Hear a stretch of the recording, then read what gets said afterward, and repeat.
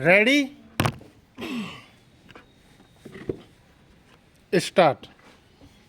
महोदय, गांधी जी ने 20वीं सदी के प्रारंभ में हिंदी स्वराज्य पुस्तक लिखकर न केवल भारत के संदर्भ में बल्कि सारे विश्व के संदर्भ में एक नई सभ्यता की कल्पना रखी।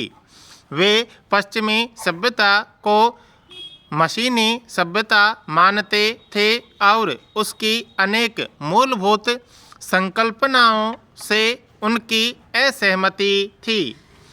पश्चिमी सभ्यता का आर्थिक ढांचा जनशक्ति के बजाय उस समय खोज की गई मशीनरी की विशेषीकृत उत्पादन पद्धति पर आधारित था, अर्थात एक इलाका एक ही वस्तु का विशेष उत्पादन करे और उसे बाजार में बेचकर प्राप्त मुद्रा से अपनी अन्य आवश्यकता की वस्तुएं खरीदे।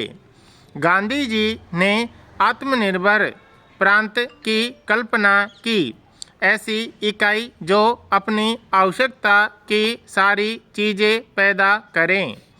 दूसरे शब्दों में पश्चिमी अर्थव्यवस्था की उत्पादन धारणा बाजार मूलक थी, अर्थात उत्पादन वही है जो बाजार के लिए किया जाए। इस सिद्धांत के अनुसार अपने लिए किया गया उत्पादन नहीं है। गांधी जी ने कहा, अपने लिए किया गया उत्पादन भी उत्पादन है। मानव और प्रकृति के बीच प्रतिस्पर्धात्मक एवं शत्रुतापूर्ण द्वंद्व पश्चिमी सभ्यता की एक और प्रमुख विशेषता है। गांधी जी ने इसके विपरीत मानव और प्रकृति के बीच समरस तथा सौहार्दपूर्ण संबंध की कल्पना की। दरिद्र नारायण की कल्पना रखी और सबसे कमज़ोर के जीवित रहने के अधिकार को न केवल प्रतिस्थापित किया बल्कि उसके लिए अहिंसात्मक सत्याग्रह के हथियार की खोज करके निर्बल की निर्बलता को महान शक्ति में बदल दिया। मानव विकास की हर योजना की उपयोगिता निर्धारित करने के लिए उन्होंने कसौटी रखी कि योजना से सबसे नीचे बैठे निर्धन कमज़ोर व्यक्ति को कितना लाभ होगा। उन्होंने राष्ट्रीय आय या राष्ट्रीय उत्पादन के मनमाने सूचकों को विकास की कसौटी मानने के बजाय निम्नतम स्तर की स्थिति को विकास का मापदंड बनाया। पश्चिमी सभ्यता ने मानव की मशीन के रूप में कल्पना की, ऐसी मशीन जिसे किसी एक स्थान से नियंत्रित किया जा सकता है। न्यूटन के सिद्धांतों पर मानव मन का नियंत्रण और संचालन करने वाली पश्चिमी सभ्यता ने गांधी जी के मन में इतनी अरुचि पैदा की कि उन्होंने मशीन का ही बहिष्कार किया और मानव के श्रम को धार्मिक पवित्रता प्रदान की। अपनी शिक्षा की कल्पना में उन्होंने श्रम को उबाऊ मशीनी क्रिया से मुक्त करके उसके साथ सर्जन का सुख जोड़ दिया। महोदय, पश्चिमी सभ्यता का सबसे बड़ा और सबसे आकर्षक मूल्य उपभोगवाद है, जिसे सतत बढ़ता जीवन स्तर भी कहा जा सकता है। मानव की आवश्यकताएं जितनी बढ़ती जाएंगी, मानव उतना ही विकास करता जाएगा। पश्चिमी सभ्यता के इस मूल्य के विपरीत गांधी जी ने संयम और सादगी का मूल्य रखा। अपनी आवश्यकताएं कम करके पैसे और संपत्ति तथा भौतिक सुख सुविधाओं के मोह से अपने को मुक्त रखना, इसे गांधी जी ने आदर्श जीवन बनाया और आजीवन इसी आदर्श को अपना कर चले। किंतु गांधी जी का इस सभ्यता के आध्यात्मिक लक्ष्यों के साथ कोई विरोध नहीं था।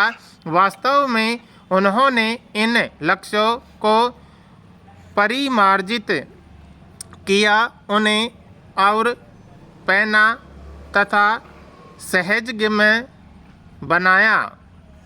उदाहरण के तौर पर प्राचीन भारतीय सभ्यता में ये मूल्य का इनका एकीकृत रूप मोक्ष एक आवश्यक लक्ष्य ही था। 84 लाख योनियों में भटकने के बाद ही जन्म मरण की श्रृंखला से मुक्ति मिल सकती थी। कौन जानता है कि मनुष्य मरने के बाद दूसरी योनि में जन्म लेता है या नहीं? मरने के बाद कुछ बचा भी रहता है या नहीं जो दूसरी योनि में जाता है?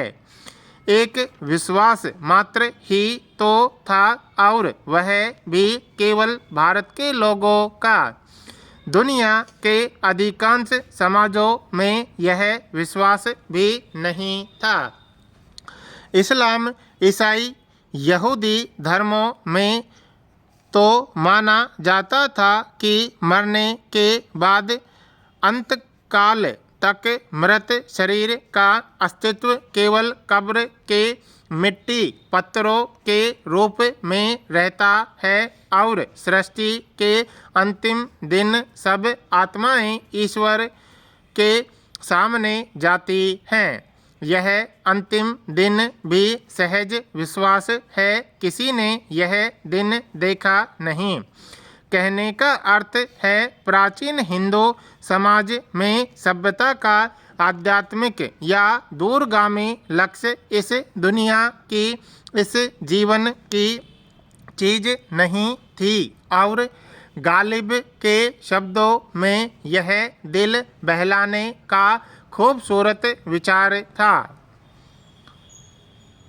गांधी जी ने इन आवश्यक मूल्यों को इस जीवन की, इस लोक की चीज बनाया। कम से कम एक मूल्य स्वतंत्रता को उन्होंने इस ढंग से अपने जीवन से व्याख्यायित किया कि वह हर आदमी के लिए इस जीवन की सबसे कीमती चीज बन गई, जिसके लिए प्राणों का उत्सर्ग भी बहुत मामूली बात थी। पश्चिमी सभ्यता की आध्यात्मिक पृष्ठभूमि तैयार करने वाले दार्शनिक लेखकों ने भी स्वतंत्रता आदि को इस जीवन की चीज कहा, लेकिन उसे बहुत सीमित अर्थ में लिया।